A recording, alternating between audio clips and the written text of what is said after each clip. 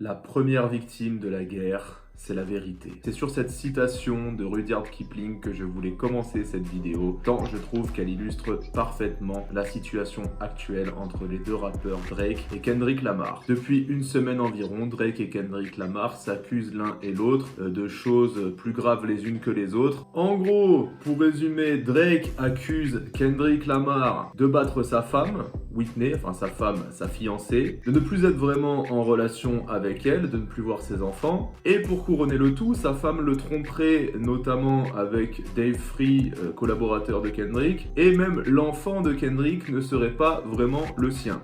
De son côté, Kendrick Lamar, lui, accuse Drake de pédophilie, sans vraiment relater de faits spécifiques, mais en faisant dans l'hyperbole et en le comparant à des prédateurs comme Harvey Weinstein, et en allant jusqu'à dire qu'il mériterait la mort.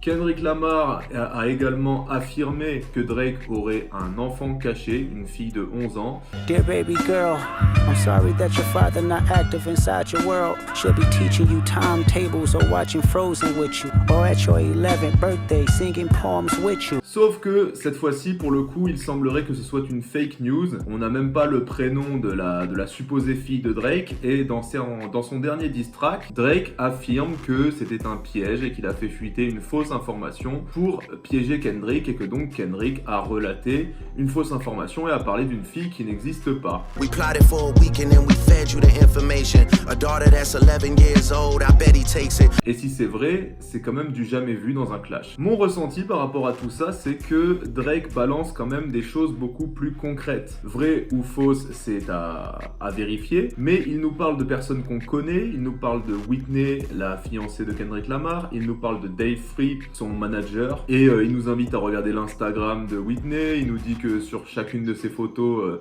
ça ressemble à un appel à l'aide, il nous dit que elle et Kendrick Lamar ne se suivent pas sur Instagram, ce qui est quelque chose de très facile à vérifier, il nous dit que Dave Free met des cœurs sous les photos de l'enfant de Kendrick, donc évidemment tout ça ne prouve rien, mais pour le coup je trouve que du côté de Drake c'est un petit peu plus étayé quand même. Et si tout ce qu'il dit est faux, il n'y a rien de plus simple que de démontrer le contraire, il n'y a rien de plus simple pour Whitney que de prendre la parole et de dire tout ce qu'il raconte est faux, et là Drake est ridiculisé et c'est terminé, il a perdu le clash. Kendrick Lamar, lui de son côté, ce qu'il balance à Drake, ça me paraît être des choses beaucoup moins concrètes, des généralités. J'ai l'impression que ça étaye un peu ce que je disais dans ma précédente vidéo, à savoir qu'il n'a pas véritablement de dossier sur lui, et donc il récupère un peu des choses qu'il a vues sur Twitter, à savoir que Drake il gère des petites, etc.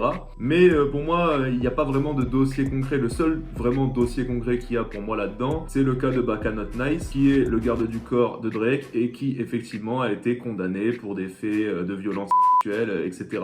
Autre chose qui me fait dire que Kendrick n'a pas vraiment de dossier sur Drake, c'est qu'il paraît tellement affamé d'informations sur lui qu'il relaye effectivement l'existence d'une fille qui apparemment n'existe pas. Cependant, comme je pense le public rap est majoritairement pro-Kendrick, en tout cas les pro-Kendrick sont beaucoup plus virulents, et bien les pro-Kendrick se bouchent les oreilles sur les accusations de violence conjugale envers Kendrick, ils se bouchent les oreilles sur les histoires de l'enfant de Kendrick qui serait pas le sien, ils se bouchent les oreilles quand Kendrick aurait relayé une fausse information, et ils préfèrent, plutôt que d'écouter ça, aller danser sur Not Like Us, où Kendrick dit ouvertement que Drake est un pédophile.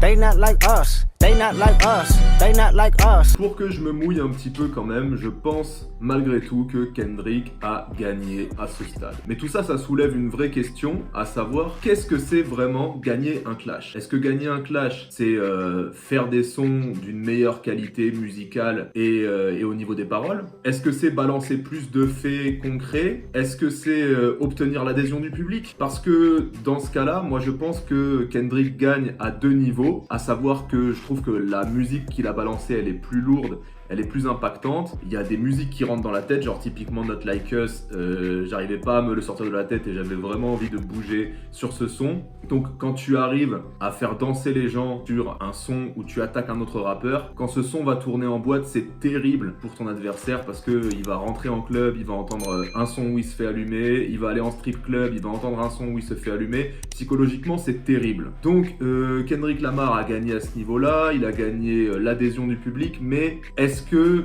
il a balancé les choses les plus concrètes et surtout, qu'est-ce qui va se passer ensuite? Parce que là, je pense qu'on est encore un peu dans l'euphorie du moment et qu'il va falloir attendre quelques temps, peut-être quelques semaines, quelques mois, voire quelques années, que tout ça se décante pour y voir un peu plus clair. En fait, cette histoire, depuis le début, elle me rappelle beaucoup le clash Jay-Z-Nas de 2001. En fait, pourquoi ça me rappelle ce clash? Parce que dans le clash Jay-Z-Nas de 2001, dont l'enjeu était en gros savoir qui était le roi de New York, tu avais d'un côté Nas qui avait cette image un peu de champion du peuple, de rappeur conscient, entre guillemets, on va dire rappeur de gauche, et de l'autre, tu as Jay-Z, le magnat, le mec qui aime l'argent, le mec qui fait danser les clubs, le mec, le flambeur, donc entre guillemets, le rappeur de droite. Et ça fait que je pense le public était majoritairement plutôt pour Nas et avait envie de voir Nas triompher de ce clash. Nas a envoyé du lourd avec le son Ether sur l'album Stillmatic, mais derrière, Jay-Z est revenu avec un son très très méchant qui s'appelle Super Ugly, où il a dévoilé un dossier de fou sur la mère de l'enfant de Nas, encore une fois.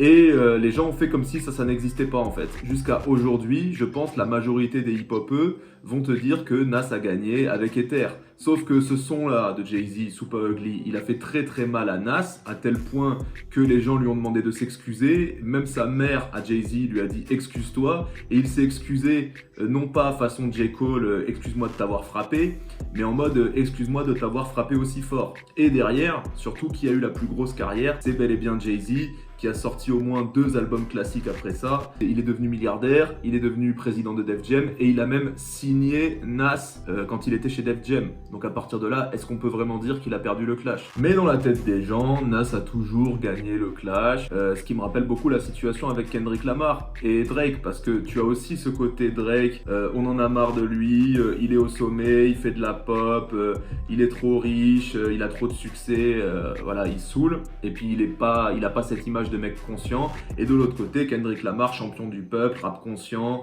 Donc c'est celui que les gens veulent voir gagnant. Moi j'ai l'impression que la carrière de Drake, elle est un petit peu en pente descendante. Alors pente très très douce, hein, il s'agit quand même de Drake. Kendrick Lamar, lui, visiblement il va sortir un album bientôt et de toute évidence ça risque fort de cartonner vu la promo de fou qu'il s'est faite avec ce clash. Mais moi je pense quand même que l'image des deux risque de sortir esquintée de ce clash. Finalement je constate qu'il y a de plus en plus de gens qui considèrent que J. Cole a eu la bonne attitude en se retirant de ce clash et que finalement il est de plus en plus validé. Et je vous dis vraiment des trois, c'est celui dont j'écoute le moins la musique, mais c'est celui qui m'est le plus sympathique finalement, surtout au vu des accusations des deux autres. Et finalement je l'avais dit dans mon avant-dernière vidéo, j'aimerais bien le voir tirer son épingle du jeu, et vu qu'il est de plus en plus validé, peut-être que cette fois il va tirer son épingle du jeu. Il était quand même en ascension depuis un certain temps, même si le gars a presque 40 ans et que voilà, c'est un peu tard pour avoir son prime. Donc,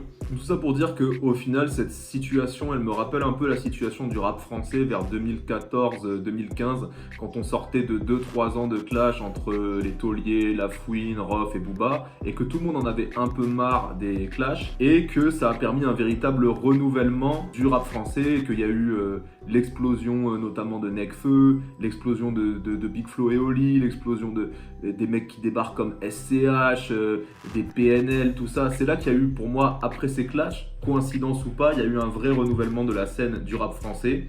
Est-ce qu'il va se passer la même chose au niveau rap US ? Parce que mine de rien, tous les gens dont on parle là, ils sont là depuis 10 voire 15 ans. Peut-être que on est un peu sous les deux aussi. Finalement, qu'est-ce qui va venir maintenant ?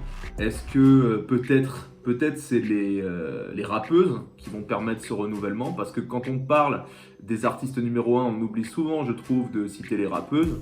Alors qu'aujourd'hui, tu as une Doja Cat qui est un peu comme Drake, qui transcende les frontières du rap et qui est vraiment très très très écoutée et qui va même dans la pop. Parce que finalement, avec l'évolution de la société, avec l'affirmation de plus en plus des femmes dans tous les domaines, peut-être que c'est les rappeuses qui vont remporter la plus grosse part du gâteau, parce qu'elles sont de plus en plus écoutées, notamment par les meufs, mais évidemment pas que. Et comme l'avait dit Tupac, c'est important de faire de la musique pour les filles, parce que quand les filles écoutent un truc, les mecs suivent. Donc, affaire à suivre concernant le rap américain.